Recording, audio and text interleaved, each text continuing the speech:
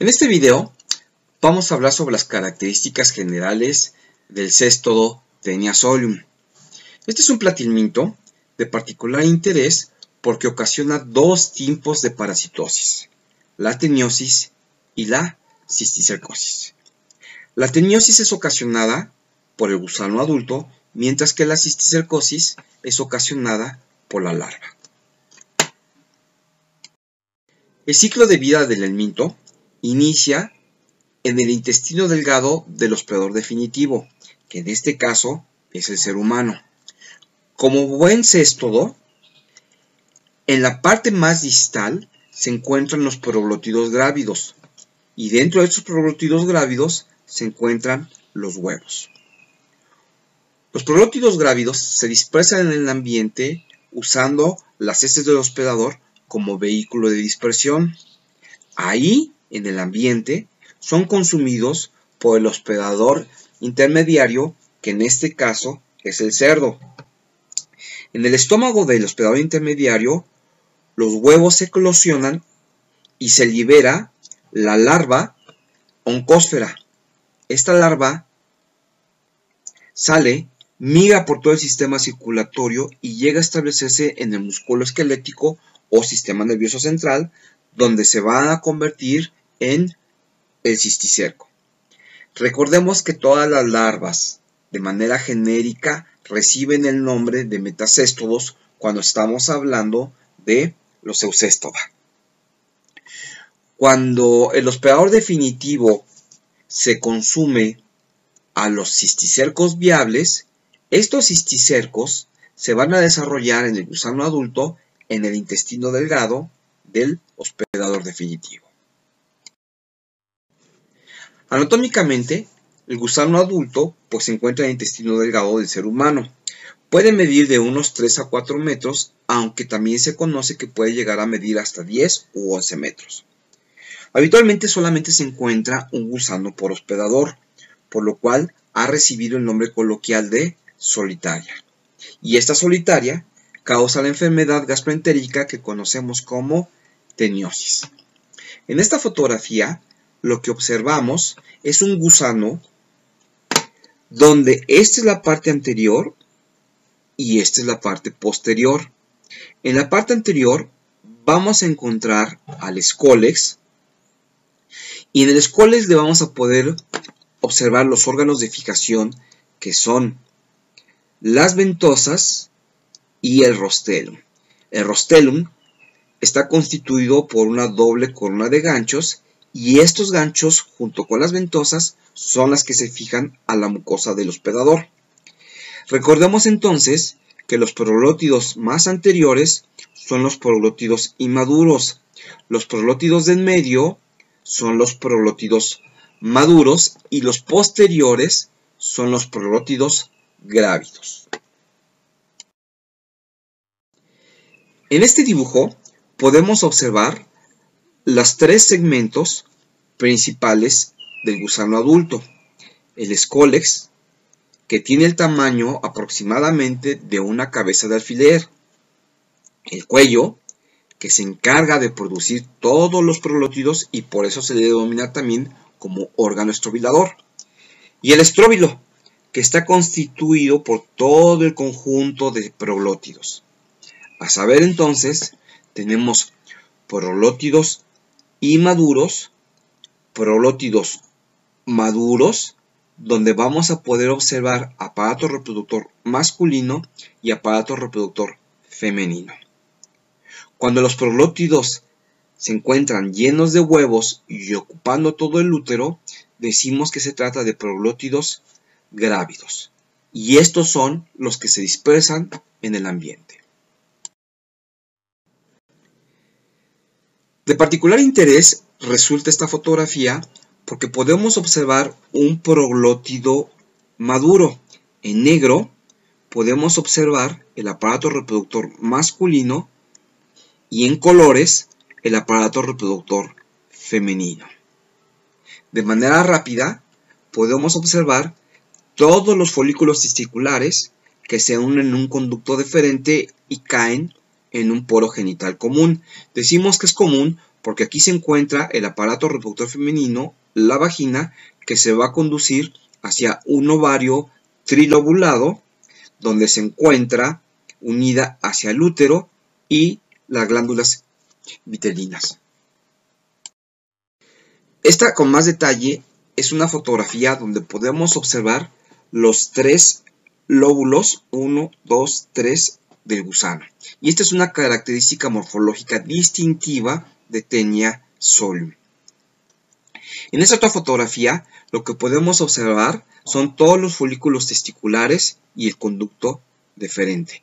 Aquí tenemos la vagina, podemos observar el otipo y podemos observar las glándulas vitelógenas. Y de manera interesante podemos empezar a observar aquí el útero que empieza a llenarse de huevos.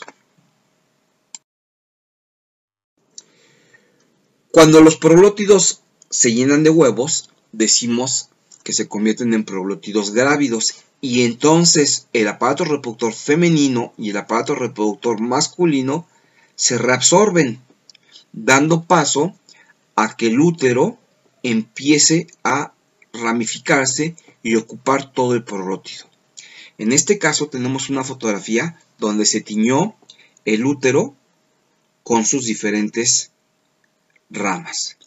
Es muy importante la tinción de los proglótidos cuando uno quiere hacer diagnóstico, porque contando el número de ramas que se encuentran hacia el lado izquierdo o derecho del útero, cualquiera de los dos, pero nunca los dos, podemos identificar de qué especie de Taenia se trata.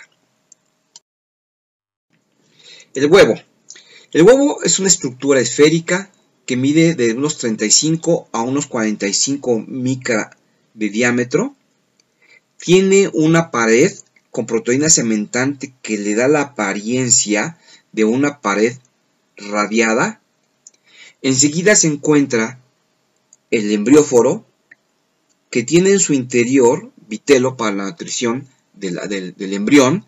El embrión recibe el nombre de embrión hexacanto, y recibe el nombre de embrión hexacanto porque se aprecian 6 ganchos. Aquí tenemos 1, 2, 3, 4, pero deben ser 6. Aquí tenemos 2, 4 y 6 ganchos. Este embrión hexacanto, cuando se libera del huevo, recibe el nombre de oncósfera. ¿Cómo hacer el diagnóstico del gusano adulto? Bueno, lo más sencillo es buscar la presencia de proglótidos en las heces. Una vez que tenemos los proglótidos, podemos identificar si se trata de proglótidos de Taenia solium, porque deben tener menos de 13 ramas uterinas. ¿Cómo vamos a hacer esto? Aquí tenemos como ejemplo dos tipos de proglótidos grávidos. Ubicamos el útero en ambos y ubicamos las ramas uterinas. Y lo único que tenemos que hacer es ya sea contarlas de arriba o contarlas de abajo. Y entonces, si son menos de 13 ramas, podemos decir que se trata de Taenia solium. Y si se trata de más de 13 ramas, podríamos decir que se trata de otra especie de Taenia. En este caso contamos, tenemos 1, 2, 3, 4, 5, 6, 7, 8, quizá 9 ramas uterinas. Por lo tanto, esta se trata de Taenia solium. Evidentemente esta de aquí tiene mucho más de 10 ramas uterinas y se trata de otra especie de Taenia que vamos a ver en los siguientes videos. La otra manera de poder hacer el diagnóstico es hacer los exámenes coproparasitoscópicos, y normalmente se recomiendan que sean coproparasitoscópicos por sedimentación, porque recordemos que estos huevos son huevos grandes, huevos pesados, que pueden medir más de 35 micra. Otra manera de poder hacer el diagnóstico es por la presencia de anticuerpos, utilizando inmunoensayos. O en su defecto, podemos utilizar también por inmunoensayo la determinación de coproantígenos.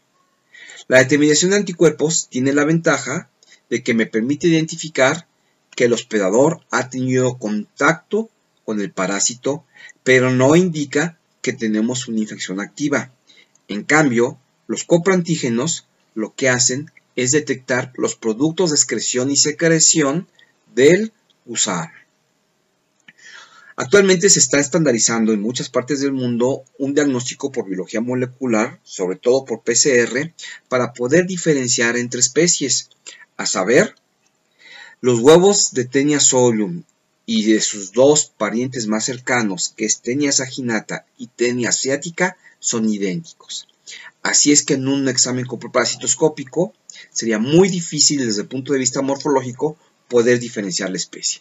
Es por eso que actualmente se están tratando de buscar la manera de diferenciar por un PCR la presencia de una especie o de las otras dos especies. Más adelante lo vamos a revisar con detalle, pero Taenia solium es la única especie involucrada en la enfermedad que denominamos neurocisticercosis, y de ahí la importancia de diferenciar las especies de Taenia. El metacéstodo, pues no es otra cosa más que una vesícula y que se encuentra dentro el gusano. Cuando esta vesícula entra en contacto con bilis, este gusano se extruye o se evagina y decimos entonces que tenemos un cisticerco evaginado. El cisticerco evaginado entonces está constituido por el escólex, el cuello y la vesícula. Y es entonces la señal adecuada para que esta larva empiece a madurar y se convierta en gusano adulto. Usualmente los metacéstodos o cisticercos usualmente son vesículas que miden unos medio centímetro, constituido por fluido vesicular y un escólex, usualmente de forma ovalada. Sin embargo, en el ser humano, en el sistema nervioso central, se ha identificado la presencia de estas vesículas, pero sin escólex. Esta es una rareza de mal pronóstico porque pueden de tener diferente tamaño e incluso parece que tienen gemaciones. Estos cisticercos, por lo tanto, con todas estas gemaciones, son difíciles de operar para extraerse quirúrgicamente, a diferencia de estos, que salen como si fueran un taponcito. En el cerdo, la localización anatómica de estos cisticercos, pues básicamente es músculo esquelético, cerebro y corazón. La fotografía es bastante ilustrativa porque aquí tenemos la lengua de un cerdo y aquí se encuentra el cisticerco. Cuando la gente que se dedica al cultivo o a la ganadería o a producir cerdos, cuando encuentran estos cisticercos, este cerdo inmediatamente baja su valor. Por eso es importante hacer el diagnóstico. En esta fotografía, que también es bastante ilustrativa, podemos observar sobre la carne el cisticerco, la vesícula y el escólex. Aquí tenemos un corazón lleno de cisticercos y aquí tenemos un cerebro lleno de cisticercos. Este es un acercamiento de un cerebro donde podemos observar que los cisticercos tienen diferentes tamaños, pero todos usualmente son vesículas, como podemos observar. Tenemos cisticercos que están dentro del parénquima o en las circunvalaciones del cerebro. Dependiendo de su ubicación dentro del cerebro, es el daño que pueden ocasionar a las funciones del cerebro. Y por lo tanto podrá ver, si se encuentra en un lugar donde no tiene ninguna función importante, pues el hospedador sigue vivo sin ningún problema haciendo su vida normal. Pero si este cisticerco se encuentra en zonas donde pueda tener repercusiones en la vida del hospedador, pues evidentemente tendremos problemas a saber de manera importante. Este es un cerebro humano lleno de cisticercos. Y bueno, pues evidentemente las funciones de esta persona pues no eran las adecuadas y seguramente de ahí empieza todo el camino para llegar a cabo a hacer un buen diagnóstico y un buen tratamiento. Esta sería la forma grave de la cisticercosis que conocemos como neurocisticercosis, pero también tenemos otras formas más benignas, como la ubicación de los cisticercos de manera subcutánea o de manera muscular, pero en ningún caso del subcutáneo o muscular están afectando o comprometiendo la vida del hospedador. Ocasionalmente los cisticercos pueden encontrarse en ojo y aunque no comprometen la vida del hospedador, pues sí comprometen sus funciones. ¿Cómo hacer el diagnóstico en el cerdo?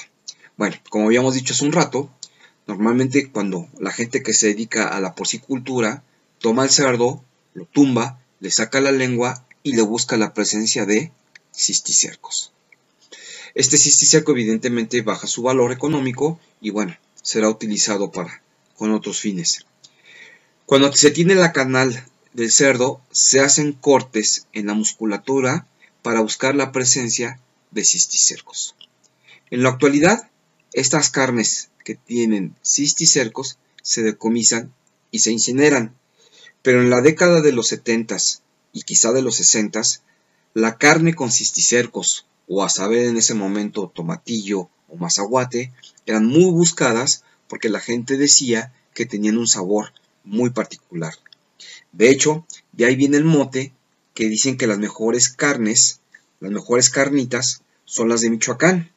Michoacán era un gran productor de cerdos y un gran productor de teniosis. En el ser humano, si estamos hablando de cisticercos que se encuentran de manera subcutánea y que esta condición se ve muy frecuentemente en Asia, pues no tienen ninguna implicación biológica. Sin embargo, pues tienen algún sentido de rareza y bueno, no causan dolor, no causan malestar, pero sí se ven bastante raros. En México ocasionalmente se ve la presencia de cisticercos subcutáneos y eso en realidad puede ser una rareza, como en esta radiografía, donde podemos observar a un cisticerco calcificado. Seguramente este cisticerco nunca afectó la vida del hospedador y apareció como una rareza.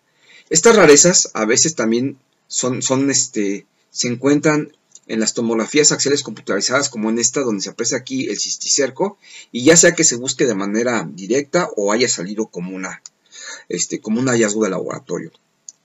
Tenemos otras radiografías como esta de aquí, donde se ve una gran cantidad de cisticercos calcificados, o más tomografías axiales, donde se puede apreciar aquí un cisticerco y aquí otro par de cisticercos junto a la columna vertebral. Aquí hay un par más de tomografías axiales computarizadas y son importantes que las observemos porque se ve claramente el cisticerco. Esta ya la habíamos visto, que es un ojo con cisticerco, pero este es muy importante porque es una radiografía que seguramente fue hecho con otros fines, pero podemos apreciar la presencia de un montón de cisticercos calcificados. Y estos se pueden decir que son hallazgos de laboratorio. Finalmente, ¿cómo hacer el diagnóstico? Actualmente el diagnóstico para cisticercosis, aparte de la búsqueda intencionada por imágenes, se busca la presencia de anticuerpos por ensayos inmunoenzimáticos o la presencia de antígenos. Las técnicas más habituales para buscar anticuerpos es ELISA y Western blot. Y actualmente la técnica con mayor sensibilidad y especificidad es el Western blot, porque se utilizan proteínas enriquecidas del cisticerco que se corren en membranas de nitrocelulosa donde se hacen reaccionar con el suero del paciente. Si el suero del caso clínico reconoce una de 7 bandas diagnósticas, se considera que el paciente tiene contacto con el parásito. En ausencia de datos clínicos, solamente el diagnóstico diría que ha habido contacto. En presencia de datos clínicos, el diagnóstico diría que se trata de una cisticercosis activa y por lo tanto habrá que dar un tratamiento adecuado.